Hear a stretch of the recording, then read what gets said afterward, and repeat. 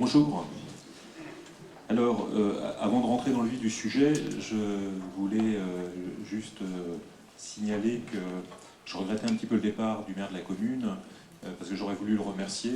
Ça fait un certain nombre d'années que j'interviens sur la commune, moi, dans le service Léo Caner, auprès des autistes adultes. Comme il disait, en fait, à l'origine, on avait présenté aux habitants ce projet en leur demandant un petit peu d'imaginer qu'il pourrait s'agir de leurs enfants. Moi j'ai un petit peu le sentiment que depuis 15 ans, voilà, ce sont les miens. Et ça fait de plus en plus bizarre, puisqu'ils ont aujourd'hui une cinquantaine d'années, on va dire, de moyenne d'âge. Donc ça me donne un petit coup de vieux. Alors, et j'excuse Sophie Rigbauer, je l'ai eu au téléphone ce matin, elle était vraiment navrée de ne pas pouvoir être parmi nous ce matin. Il y aura quelques vignettes cliniques en moins du fait de son absence, mais ça va pas modifier profondément le propos. Alors, il ne va pas de soi d'entretenir de bonnes relations entre familles de patients et soignants. Pour le comprendre, il faut revenir sur l'histoire de notre discipline. Classiquement, on situe la naissance de la psychiatrie au moment de la Révolution française. À cette époque, le fou devient un citoyen, au même titre que tout un chacun. L'émergence de la psychiatrie s'appuie sur deux figures de proue. Philippe Pinel, le bienfaiteur, qui a libéré les aliénés de leur chaîne, puis à sa suite, son élève et successeur, Jean-Étienne Esquirol. Sous leur impulsion, le fou devient un sujet détenant une part de raison. Philippe Pinel est indissociable de son fidèle surveillant Jean-Baptiste Pussin, considéré comme le père spirituel de l'infirmier en psychiatrie. Pinel fait de la maladie psychique un problème d'entendement.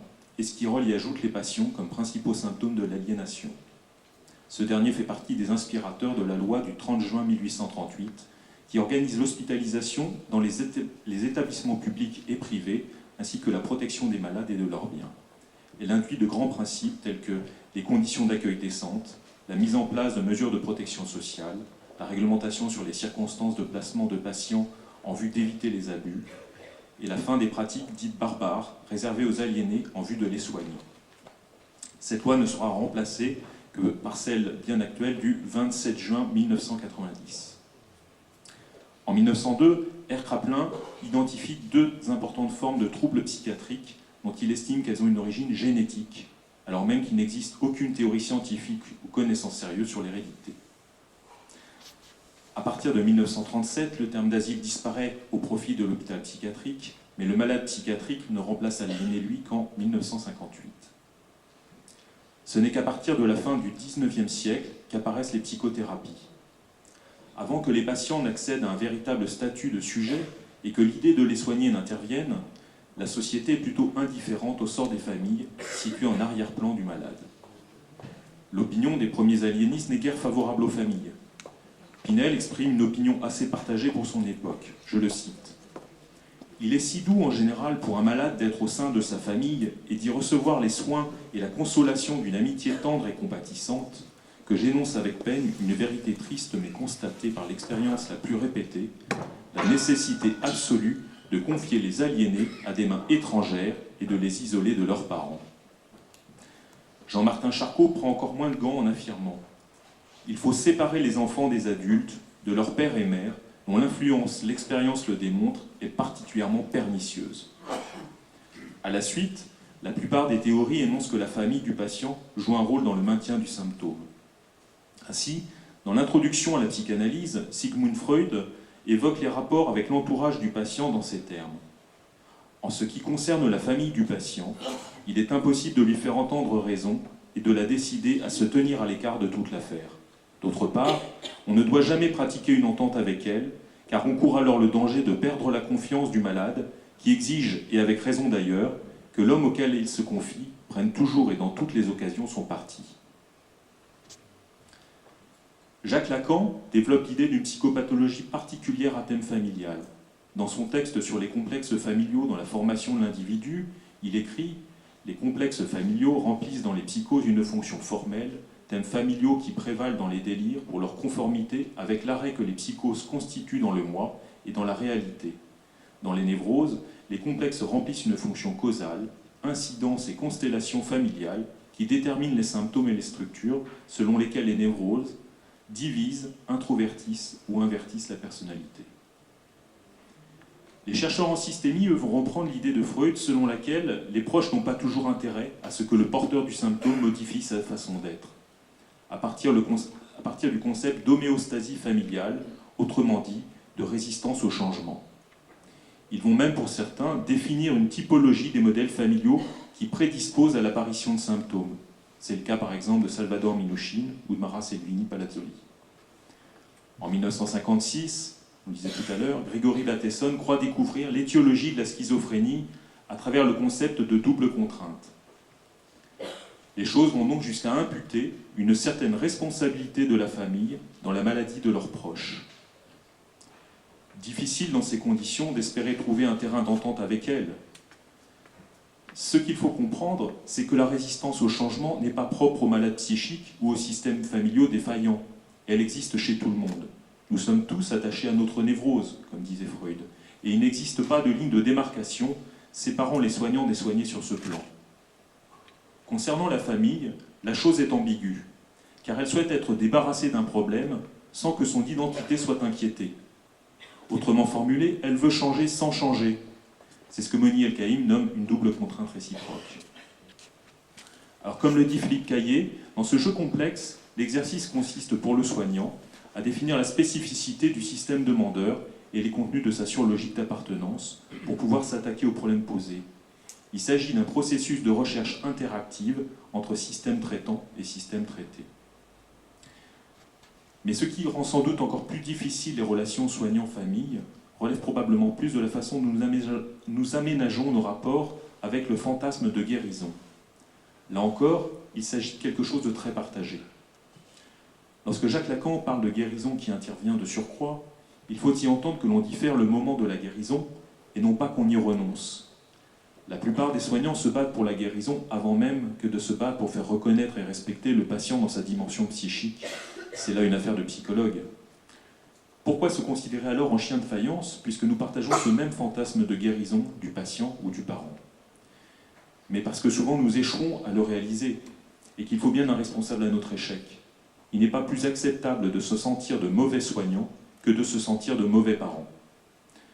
Nous souhaitons de part et d'autre offrir la meilleure vie qui soit, mais souvent l'impuissance accable, la culpabilité ronge, lorsqu'il faut se résigner parfois à simplement prendre soin sans parvenir à guérir. La logique voudrait que notre agressivité s'exerce sur le patient qui, dans ce cas, est l'agent de la frustration ressentie. Mais alors, quels parents ou quels soignants serions-nous pour lui? Non, la plupart du temps, nous préférons entrer en alliance avec lui contre l'autre partie dont nous partageons pourtant les objectifs, la famille ou le soignant, selon le côté où l'on se range. Ce petit panel de relations entre famille et soignant peut paraître daté, mais si la société a bien changé depuis, et que la psychiatrie même est bien différente de ce qu'elle était à son origine, découverte des neuroleptiques en 1952, découverte des antidépresseurs en 1957, création de la politique de sectorisation, etc., ces relations restent compliquées. Quel problème se pose lorsque la famille et les soignants simplement s'ignorent? Nos actions correctives peuvent s'annuler entre elles du fait du manque de concertation. Notre crédibilité peut être émoussée par la mauvaise image renvoyée d'un côté ou de l'autre de la barrière. Le patient peut se sentir écartelé par des enjeux de loyauté qui le lient à ceux qui prennent soin de lui. Nous pouvons aussi passer à côté du problème. Pendant des années, j'ai animé des groupes de parole dans un service hospitalier accueillant des patients dits subaigus. Fréquemment, je faisais le même constat que des patients revenaient dans un contexte de crise familiale ne se réglant pas, et ce, en nous tenant les mêmes propos à chaque fois. Le plus souvent, c'est parce qu'ils ne souhaitaient voir personne durant l'hospitalisation que la situation demeurait inchangée. C'est là un point important. Il faut bien comprendre que depuis longtemps, les évolutions successives de notre système de santé ont porté sur le statut du patient. Or, le patient est le seul élément de jonction entre le soignant et la famille. S'il s'oppose à un quelconque travail avec la famille, le soignant ne peut que tenter de le sensibiliser à l'importance de ce travail. Mais l'alliance nécessaire avec le patient rend la chose malaisée. Les droits du patient ont progressé en matière de possible intégration de la famille à différents niveaux de sa prise en charge, mais il possède aussi le droit de la tenir à l'écart. Les exceptions ne portant que sur des mineurs ou des majeurs protégés, ainsi que sur des personnes en incapacité d'exprimer leur volonté. Si les relations entre la famille du patient et les soignants sont souvent difficiles, les relations entre un patient et sa famille ne sont pas toujours simples non plus. Rappelons-nous la formule d'André Gide, « Famille, je vous hais ». Lorsque les familles sont acculées à servir de tiers pour que leurs proches soient hospitalisés en situation d'urgence, sans qu'ils soient en capacité d'y consentir, lorsque pour défendre ses intérêts, ils font la demande d'une mesure de protection de type tutelle ou curatelle, il ne faut guère se faire d'illusions, les relations s'en ressentent. Alors vers quoi faut-il tendre? L'alliance thérapeutique est ce qui offre la meilleure chance à tous les partis. Sur quoi pouvons-nous nous appuyer pour y parvenir? D'abord, sur un principe simple. Comme il existe une présomption d'innocence, il devrait exister une présomption de normotypie de la famille. Il nous faut penser la famille comme une ressource, pas comme un obstacle. Et sur ce plan, j'en viens à évoquer le travail de Guy Oslos, psychiatre qui enseigne à l'Université de Montréal, spécialisé dans la prise en charge des adolescents. Dans son livre sur la compétence des familles, tout en s'appuyant sur des typologies de transactions familiales dont je parlais précédemment, il souligne bien cette nécessité du travail en coopération avec la famille. Il définit deux postulats. Le postulat de la compétence. Une famille ne peut se poser que des problèmes qu'elle est capable de résoudre. Et le postulat de l'information pertinente. L'information pertinente est celle qui vient de la famille et y retourne. Face aux reproches souvent faits à la famille de non-collaboration ou de résistance au changement, il explique que les familles ont souvent multiplié les rencontres avec les professionnels et qu'elles n'ont pas toujours été des plus plaisantes. Aussi, nous avons affaire à des écorchés vifs en état de légitime défense. Comment modifier nos rapports avec la famille? Il faut commencer par modifier nos représentations, souvent négatives, qui empêchent la mise en place d'un travail en partenariat. Il faut bien considérer que nous sommes formés à repérer ce qui dysfonctionne. Et sans même nous en apercevoir, nous agressons les familles.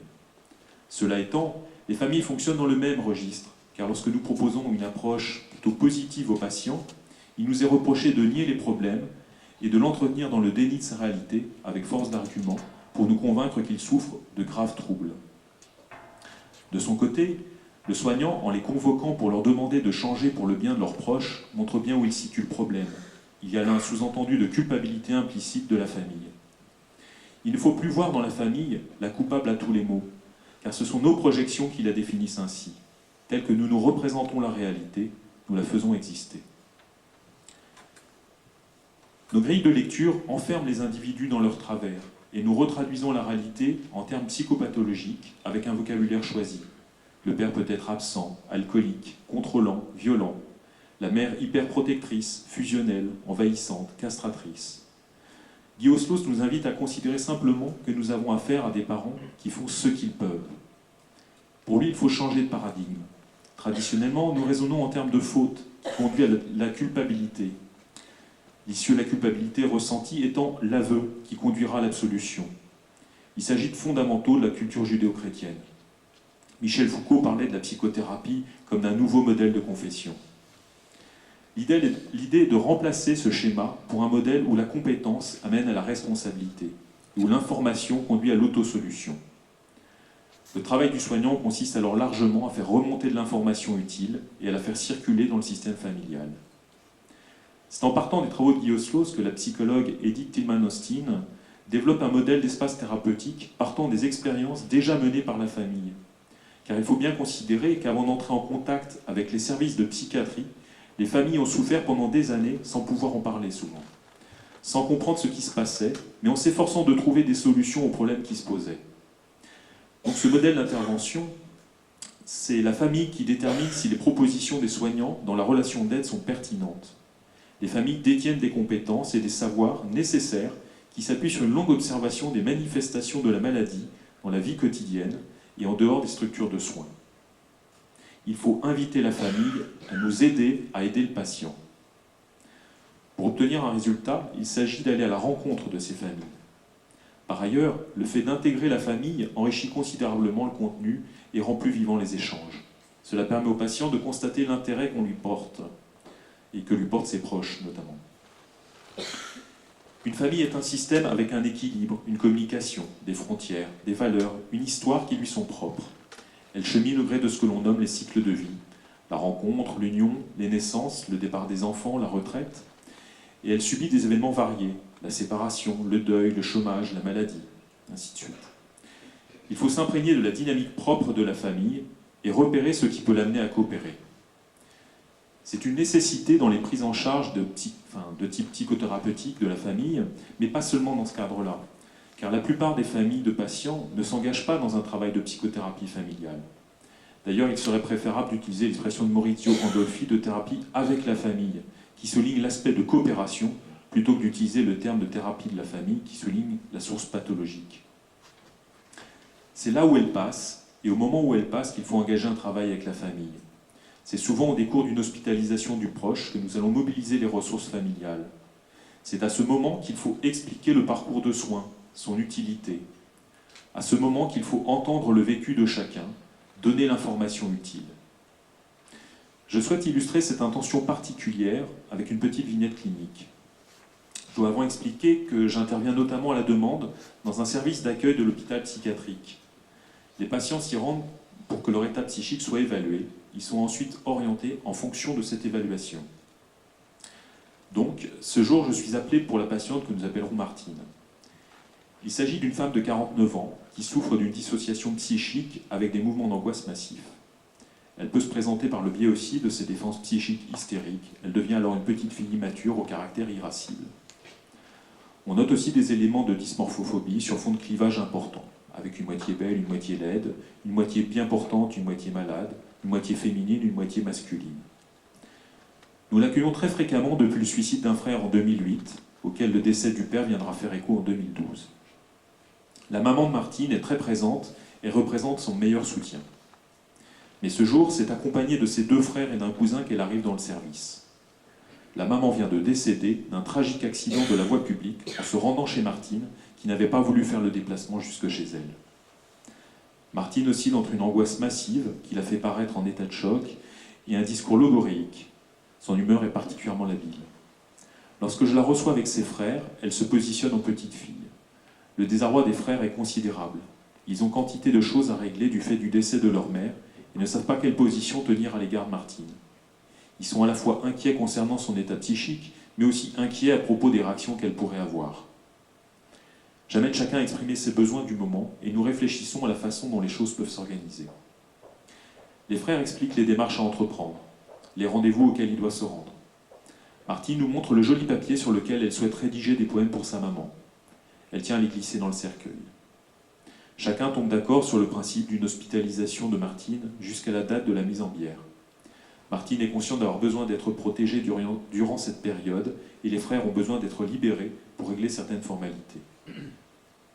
Au final, Martine sortira pour assister à l'enterrement car l'état du corps ne rendait pas visible la maman. Et il faudra directement aller au cimetière.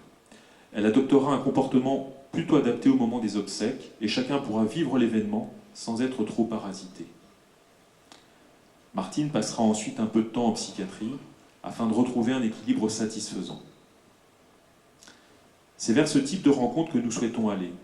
Nous devons partir des besoins de la famille et faire circuler l'information pour trouver les réponses les meilleures. Trop souvent, nous sollicitons les familles pour obtenir les informations qui nous intéressent sans accueillir spécialement leur ressenti. Nous leur proposons de s'inscrire dans des dispositifs préétablis quand certains le peuvent mais d'autres pas. Et nous ne nous rendons pas suffisamment disponibles au moment où elles en ont besoin. À ce propos, il peut paraître utile de préciser les besoins de chaque partenaire. Le patient, comme tout individu, il a des besoins fondamentaux, manger, boire, respirer, dormir, être vêtu, etc. Il a aussi des besoins secondaires, la protection, la sécurité, l'appartenance, l'affection, l'estime de soi, le respect, le sentiment de se réaliser. Certaines réponses aux besoins sont essentielles pour le malade. La reconnaissance, la considération, l'écoute, la compréhension, la proximité. Du côté du soignant, par définition, il prend soin. Il a besoin de se sentir utile, d'être reconnu, valorisé, estimé. Pour pouvoir travailler, il a besoin de trouver un bon équilibre et de ce fait de bénéficier de soutien et d'écoute. Et enfin, le proche. Son besoin premier est d'être aidant. Pour cela, il a besoin qu'on lui fasse une place. Il a besoin d'informations claires concernant le patient. Il a besoin d'être soutenu, aidé, accompagné, rassuré. il a besoin aussi parfois de pouvoir souffler un peu. Les premières études concernant l'impact pour une famille de la présence d'un malade psychiatrique au quotidien datent des années 60, avec l'apparition du concept de lourde charge de soins. Deux axes alors sont définis, avec d'un côté les aspects subjectifs, tels que le ressentiment, la sensation d'être dépassé ou emprisonné dans une situation, et d'un autre côté les aspects objectifs, comme les pertes financières, la routine quotidienne, l'absence de vie sociale, ou les besoins de surveillance et de contrôle du proche. Ces travaux mèneront à terme à des programmes d'intervention familiale basés sur l'alliance thérapeutique. Des programmes psychoéducatifs vont se développer avec un certain succès, sans qu'il soit évident de déterminer les éléments spécifiques ayant un effet positif. Ces dispositifs se développent aujourd'hui dans les hôpitaux psychiatriques sous le terme d'éducation thérapeutique. Dans cet effort de comprendre les relations entre soignants et familles, je souhaite souligner la tentative de classification du point de vue soignant établie par le Dr Yann Audet, psychiatre à Strasbourg, qui relève 3 types de réactions des soignants face aux familles.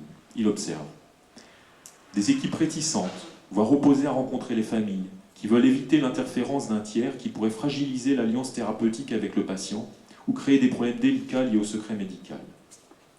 Ensuite, des équipes favorables, mais qui dans la pratique n'intègrent que les familles activement demandeuses. Et enfin, des équipes favorables, mais qui les intègrent d'une façon inadaptée, exigeant de la famille des changements ou une implication qu'elle ne souhaite peut-être pas.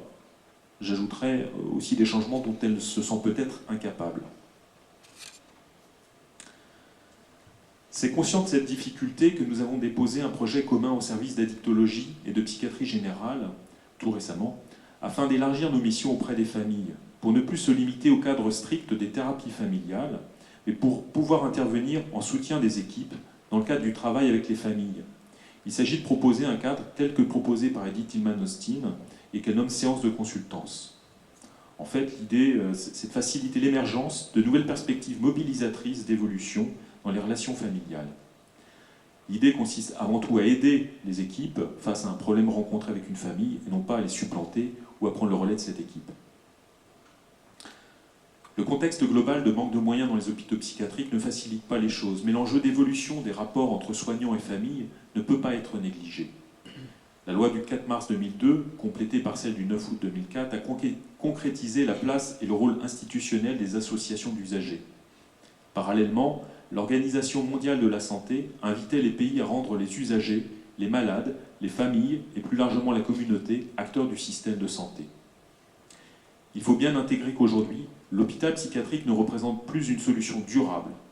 Le virage de l'ambulatoire, autre façon de parler de la fermeture des lits de psychiatrie, l'insuffisance d'hébergement thérapeutique et de dispositifs de réhabilitation psychosociale font que la famille reste la valeur refuge, bon gré ou mal gré, pour beaucoup de nos patients. Quid d'un projet d'autonomisation qui ne serait pas envisagé avec la famille? Les projets définis dans les services de soins doivent être réalisés en concertation avec l'environnement du patient, sans quoi l'échec est à peu près certain. Je conclurai en signalant que le rôle joué par la famille ou par les soignants a souvent été surévalué, et rarement pour en dire du bien. La trajectoire psychiatrique d'une personne est complexe. Elle tient certes de la famille, mais aussi de l'ensemble des professionnels intervenants, des amis, du voisinage, du groupe communautaire. Et j'en oublie. J'espère que nous parviendrons à l'avenir à faire du lien et à mieux nous ajuster au vécu des familles en partant de là où elles sont, et cela pour mieux soigner nos patients, sans y perdre notre spécificité.